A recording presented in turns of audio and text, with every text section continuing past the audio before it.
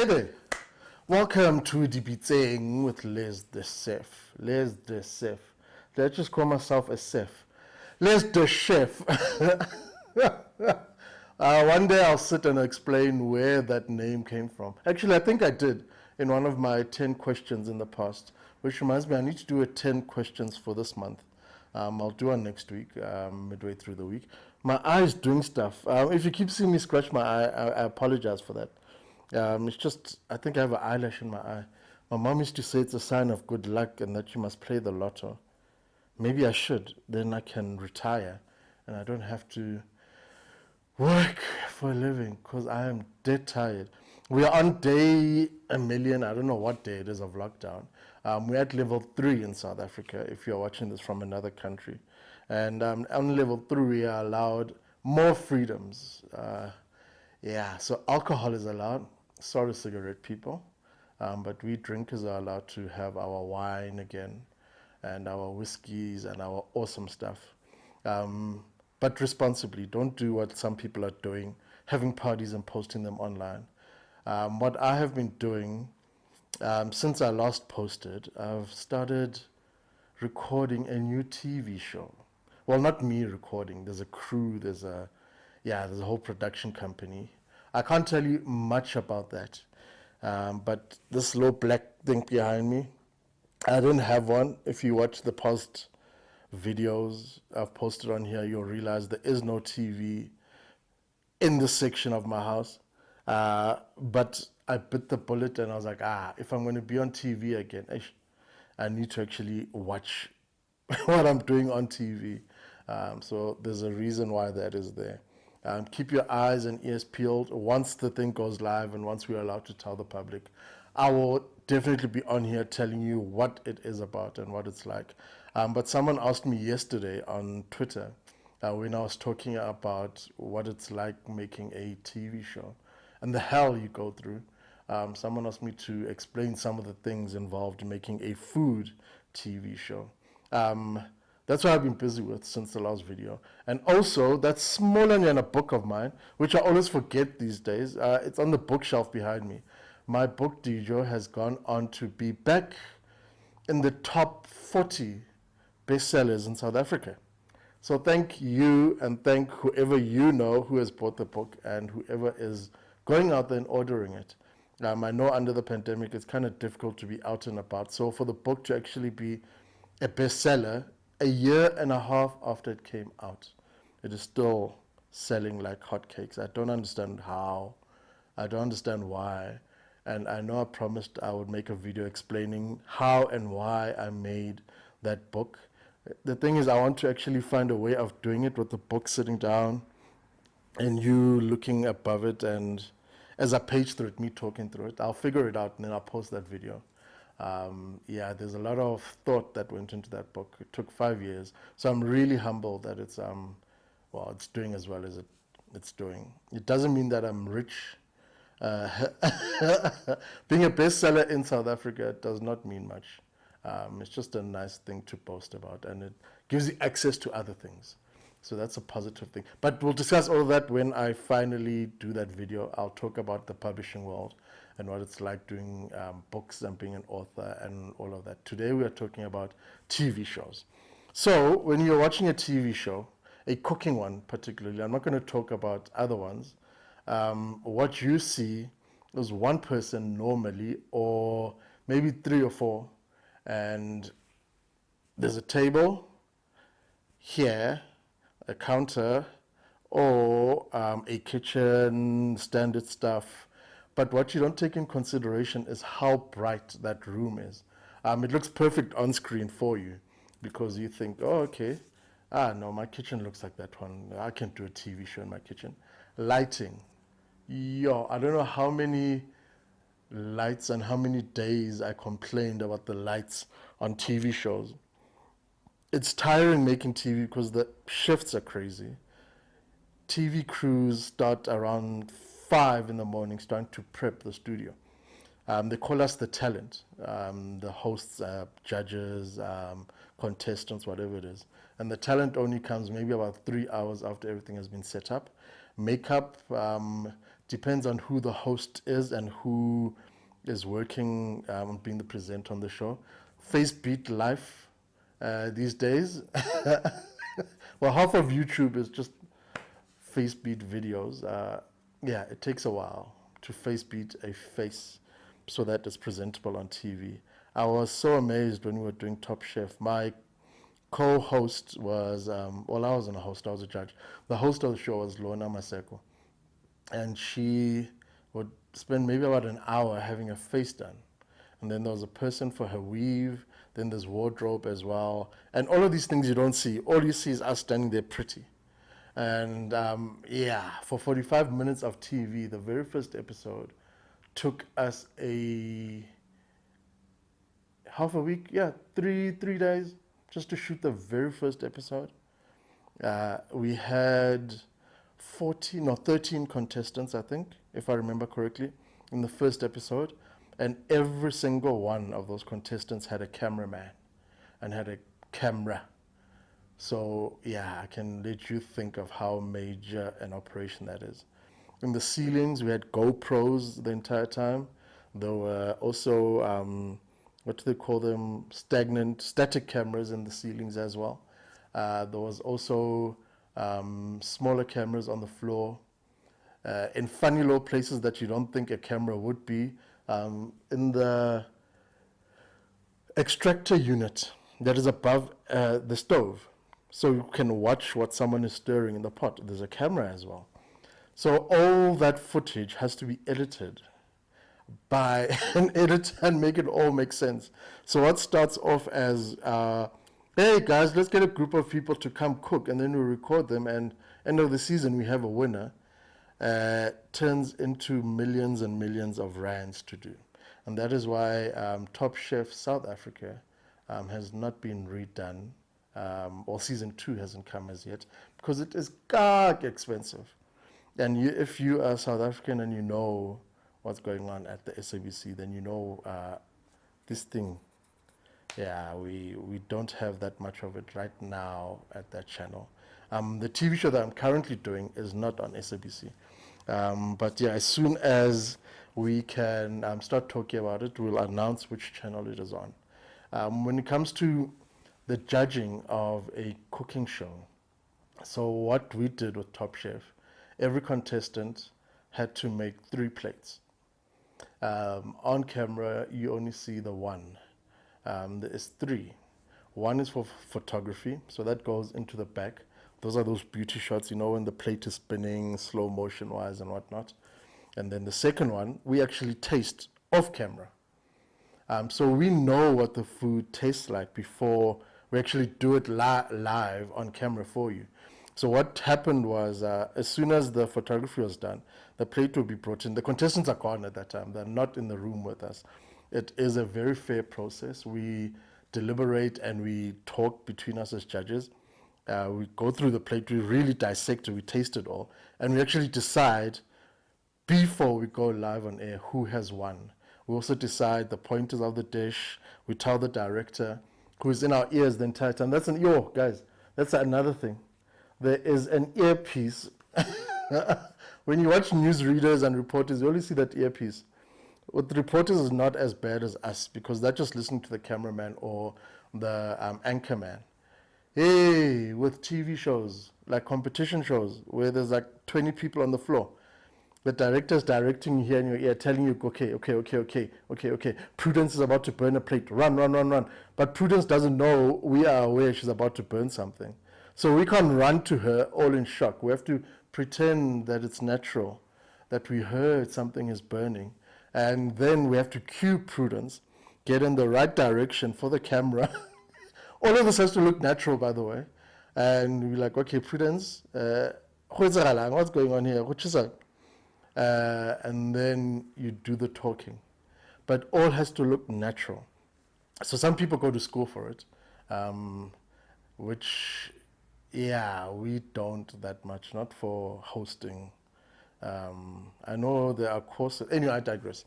I was just a humble chef. I was actually asked to be a contestant on Top Chef, the first one. And I was like, no, I don't do that. I don't do contesting on shows. That's not what I do. And at the time, I'd already started building up my brand and whatnot. And I was like, no, it's not a good look for me, especially if you get kicked out in like the first or second episode. And I was like, even though I've won cooking competitions before, uh, it's not something I enjoy. I don't like competitive cooking. Some people adore it. There are chefs who do it for a living. There are cooking competitions out there all the time. Chef Olympics, cooking and all of that. There are people who adore that. I do not. I love judging though. I've judged so many of these things. Um, and yeah, so I'm more on the judging side. So after I said nope to being a contestant, I was phoned again by the producer, exec producer, Joanne, a few days later, and she said, okay, we really want you on the show, and since you refused to be a contestant, will you be a judge? And wow, that is why I was on Top Chef South Africa. That's how I landed my first. Well, I'd been on TV before, but not like in such a high profile one. And by high profile, there were billboards, there were. Yeah, it's a lot, guys. People do TV. I learned to respect them after doing that first season. And I've also learned not to always whine and not to complain.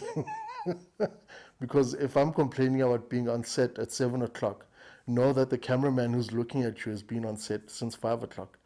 And when you wrap at like what 7 p.m., that crew still has to de-rig, which is when they pack everything up. Uh, yeah, after you have left. So I do not complain as a judge or a host of a show anymore because we have the small parts, even though it's the glamour parts which people see live when they're watching it at home. It is the crew that is the most important. They're the ones who see what you're doing wrong. They're the ones who try and make everything that you're doing look perfect for the viewer. And the viewer is the winner at the end of the day.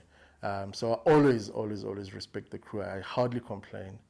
But I will grumble, especially at 7 in the morning when they're putting makeup on you.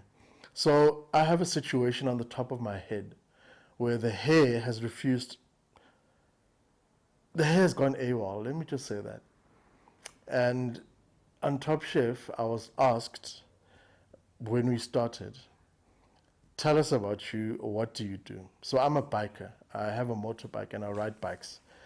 So the image that most people have of bikers is our love of leather. We wear leather jackets. And I thought, no, it's a small thing. No. Ha! Ah, can't do the stylist on Top Chef. I was like, oh, okay, this guy's a biker. Let's put him in leather jackets the entire season. So out of all those, I think there was only maybe 3 episodes where I was not wearing a leather jacket or some jacket of some kind. That is why the look I had on Top Chef was me always wearing jackets. It's because I told them I'm a biker. Now when I'm asked what do you like doing, I leave that out. The reason I bring the jackets up is because of all the lights, which I talked about at the beginning. The lights are all above you, and some of them are even below you. Have you felt how bright a light is? Now, industrial level lights also produce heat. The heat is so bad, there are actually fans at the back of each light to extract all the heat out as much as it can. Now, imagine that kind of heat on the top of a bald head. On a guy wearing a leather jacket, you will naturally look grumpy. You will not be happy at all. And the show was edited in such a way that I'm a very sarcastic person, even though I like joking and laughing a lot. I am very quick-witted when it comes to the sarcasm. And so a lot of things I would say under my breath, like, yo, yes, that is crap. Or, yo, yeah, I'll just mumble as I'm walking away from camera. Or stuff like that. And it takes someone who knows me to understand, or okay, no, that's the way he is. But a lot of that was cut out of the final edit of Top Chef. So what people saw of me, they thought, this guy's a very serious guy. And then they meet me in public and they're like, how? Okay, you're not as serious as we thought you are because we saw you on TV and you're like, So the way TV shows are done, your character, particularly when it comes to these judging shows. There will be one judge who's a certain personality, and you'll see a thread of that throughout the season. And then the other judge has a certain thread as well. If you watch Top Chef America now, it's on Netflix, so check it out. You'll notice that Tom, the bald-headed judge, he's more the serious one. And then the hostess is the one who will make jokes and things and laugh with the contestants. And then the other judge will have their own personality as well. So that is how they are done. But when you meet Tom in person, he's completely different. Same thing with Gordon Ramsay. When you meet him in person, he is nothing like he is on TV. So all these things are done for TV. And that's one thing I've learned over the years now. Whenever I'm doing a TV show, I first ask, who is the target audience? Who are you aiming this at? What time of day is it going to be? And are we looking at making it a fun show, a funny show, an interesting one? Do you want me to be a chef where I become technical? Or do you want me to just be a lover of food? There are differences as well. That's one thing I've learned with cooking shows. So when you watch like Jamie Oliver shows, you can tell the ones he's produced. The ones that he has executively produced himself are where he's natural. He's just himself. You can tell that the team and the crew were picked to just show his personality, and he doesn't try to be anything else. He's always bouncy and stuff. But if you watch his earlier stuff, you can pick up that, okay, here he was told to be a certain way, to say certain things over and over, to be happy-go-lucky and jolly and run around. And so it's very fascinating, and it's why I don't watch cooking shows. Because when you know the technical stuff behind how they're made, you can't watch them like a normal person anymore. But yeah, it is a lot of work. I hope you will enjoy the one that we are doing now. I am not a contestant on it. I am a judge again, a host as well. Yeah, it's a fun show. It's definitely going to trend on social media because of the things we are doing on there. I am very chefy on it, but I'm also very chilled on it too. So I think you'll enjoy it. But yeah, the world of TV is not a glamorous one. The hours are long. The pay is good if it is not your fallback career. Well, in South Africa, overseas, the pay, sure, you can survive for years off the pay, and the residuals as well, because there they'll pay you every time the show is screened. The legal side of things in America when it comes to TV shows is on some other level. It is also why so much people who are in the creative industries try and aim to get their shows and to get presenting gigs and to get shows that side, because you know that it is a perpetual income that will carry on coming. No matter how old the show is, as long as there are reruns and it's being watched and it's being played again, you will get paid. The entire crew, the host and whatnot. That is not the case in South Africa, but that's another story for another day. Yeah, because that is a long one. And I think with that one, when we start touching on that, I should bring in other people and ask for their opinions, the actors and actresses. Remember the Generations crew that quit years ago? It was because of this very reason. So there are other things in making TV that get a bit finicky. It is not that glamorous. People think because you're on TV, you must be some big shot celebrity now. No, you are a real person as well. And people tend to want you to behave differently once you're on TV. You must start speaking a certain way, start acting a certain way. You must stop saying certain things. I'm lucky in that chefs don't get judged as much.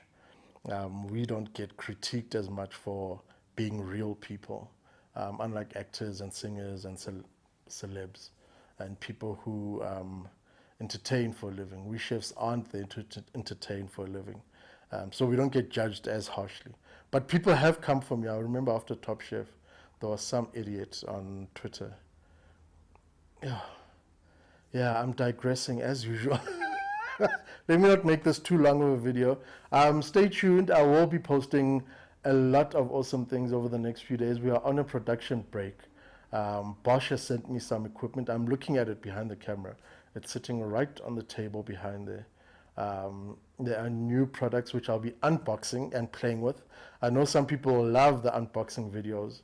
The unboxing video I did of the Bosch Optimum is actually one of the most watched videos on my channel. So people like seeing products that they can go and buy, and without me being all fake about it. So I will be honest as soon as I open a product and play with it, and you can watch me do it. I'll be doing it the next week, and I'll add some cooking videos here and there if I'm not too tired and grumpy. Uh, but yeah, that is how TV shows are made. There is a lot more to it, but I don't want to bore you with all the technical stuff.